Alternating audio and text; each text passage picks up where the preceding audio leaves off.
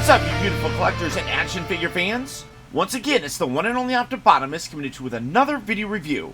And on today's episode, thanks to the absolutely incredible contributions from all of my Optibotimus Plus channel members, especially the Voyager, Leader, and Titan class subscribers, we're going to be taking a look at the new Marvel Select Marvel's The Watcher, a race of beings that came into existence shortly after the creation of the universe. Being as old as they are, over the millennia became very advanced, and believing with that advancement, they should help out other lesser civilizations. Ultimately, that turned out to be a pretty bad idea. So they decided to actually pull back and just watch. They swore an oath of non-interference and strictly followed a rule of observation only. One particular watcher decided to break free from that, and that is who we have here. This is Uatu, and Uatu has been watching over Earth for a very long time, and it was the coming of Galactus that actually made him break that oath and interfere. Now, a lot of people nowadays are familiar with Uatu the Watcher because of the new Disney Plus What If series. But this character has been around for a very, very long time and is immensely popular. And to my knowledge, this figure was released years ago. So that's why I did the quote here when I said new, because this is a new re-release for the most part of that figure. One that I never really got because I wasn't collecting Marvel figures at the time. But I've had this new release on pre-order for a while, and I'm super excited to finally have them. Now, recently you could have got a Build-A-Figure release from the Marvel Legends line that more represented how Uatu looked in that What If series on Disney Plus. But I really did prefer the more classic look here, which it doesn't change much. I just like the look a little bit more. For the package, though, you can see you got Uatu. Well, it doesn't even say Uatu. It just says The Watcher. Of course, you got this gorgeous open window that fully showcases him, which looks super cool. Come around to the side of the package, you got an up-close image of him, casting his eyes. Woo! The other side here just has a continuation of that clamshell. Come around to the back, you got a nice product shot as well as an image, and then a read-up on him right there. If you do want to read it, go ahead and pause it. But it's basically what I was telling you, that he's considered a renegade and kind of likes breaking the rules every now and then, even though he pretends to really respect the non-interference aspect of the Watchers. He sometimes doesn't. But for the packaging on this, that's about it. So without further ado, let's get him out here and see how cool he actually is. And while I mentioned that this figure is a reissue, I know a lot of people were really looking forward to picking it up, primarily because the original release for this was back in 2005. So 17 years ago. I know I wasn't collecting figures back in 2005, so when this became available for pre-order, I jumped on it, because this is a very classic comic book look for Uatu the Watcher. As I mentioned, I know a lot more people are more familiar with him because of the new What If series. That one's a little bit different though. Not to say that that version of Uatu doesn't pay attention to everything that's going on, but it seems like it's more designed to have him watching over the multiverse. Which obviously this version could as well, but it does seem like they're utilizing Uatu in the Marvel Cinematic Universe to kind of bridge that sort of multiverse aspect. And while that Build-A-Figure that recently came out is really nice, again, this is more of a comic book look for him that just appealed to me personally. Now, as being part of the Marvel Select line, I really didn't know what to expect.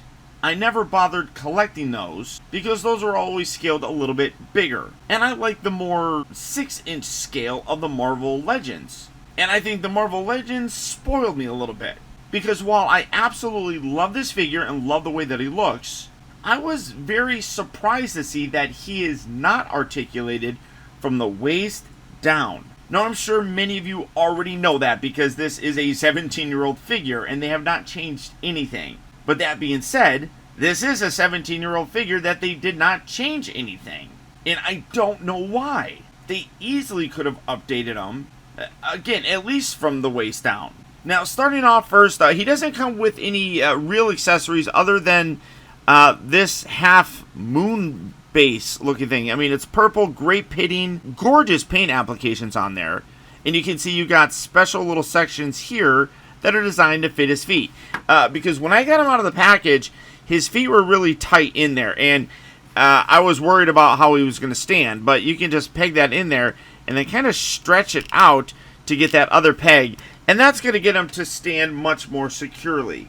Which, I don't know if over time, if the plastic of his legs is going to kind of warp back to that more close sort of posture. But I do like that. That comes in handy. But as I said, from the waist down, he is essentially a statue, which is kind of unfortunate. I mean, I don't really know what you would want in terms of posability with it.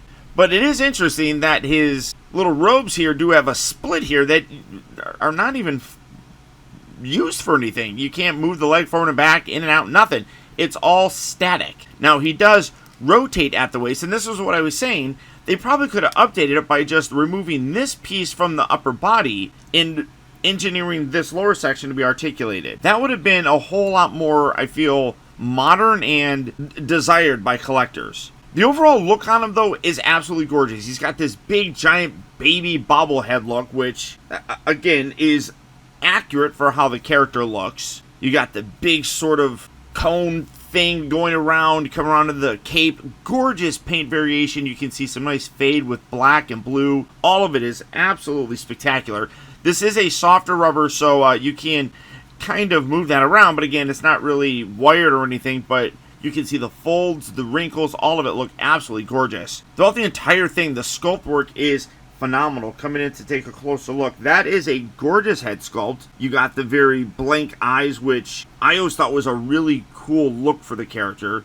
Very stern look, but even when you look at the head itself, there is actually some paint variation with this skin tone, which looks really cool. Come down to look at the rest of the body. Now, one thing that I do notice is that his arms have a slightly lighter color. I mean, you can see a little bit of that fade in there, but it is a little bit more pale than his head. It's interesting to me. His gloves look absolutely gorgeous. Great gold detail on there. Again, nice wrinkles and sculpt work with that.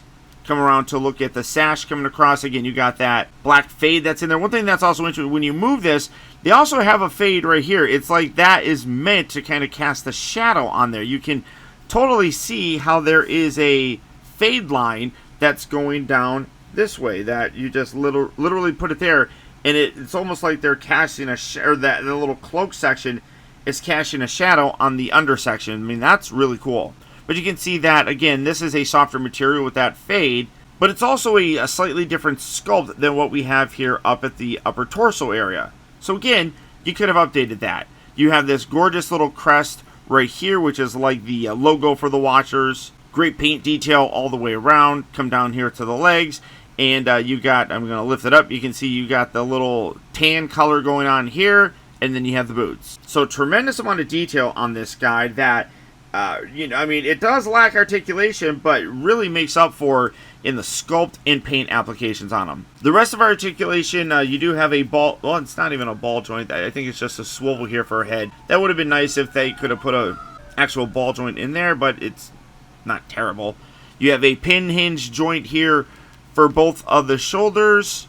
You do have a swivel at the bicep. You do have a single joint bending here at the elbow. You can rotate him at the glove, and then the glove itself down at the wrist also can hinge forward and back. And then, as I mentioned, you can rotate him at the waist. In general, I love the figure. I really, really do. I feel like the look of him is iconic.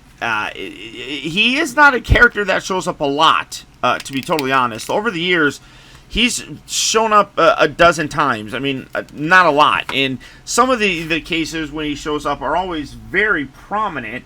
To give you kind of size comparisons, here is a bigger figure. Here is Onslaught.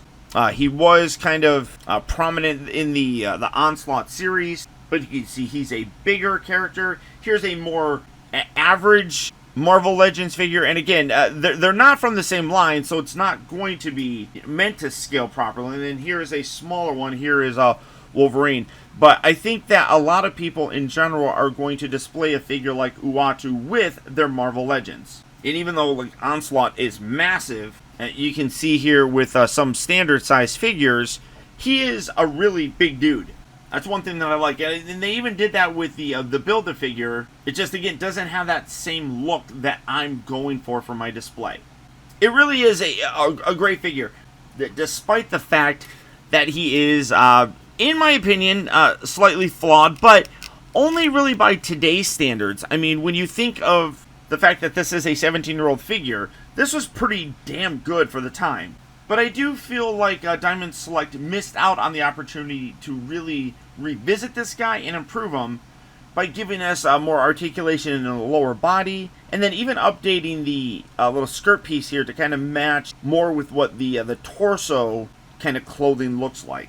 All in all, I do recommend the guy. He is finally hitting retailers, specifically Big Bad Toy Store, Amazon, and Entertainment Earth. So if you're interested in picking this guy up, I'm going to put links right down there in the video description where you can head on over there and check out availability on them, as well as the rest of the wide range of Marvel figures. But this was a good reissue. Like I said, almost 2 decades old now. You could still almost say that this is the definitive version of Uatu the Watcher. Not that it couldn't be improved, but it still is a really damn good piece to have in your collection.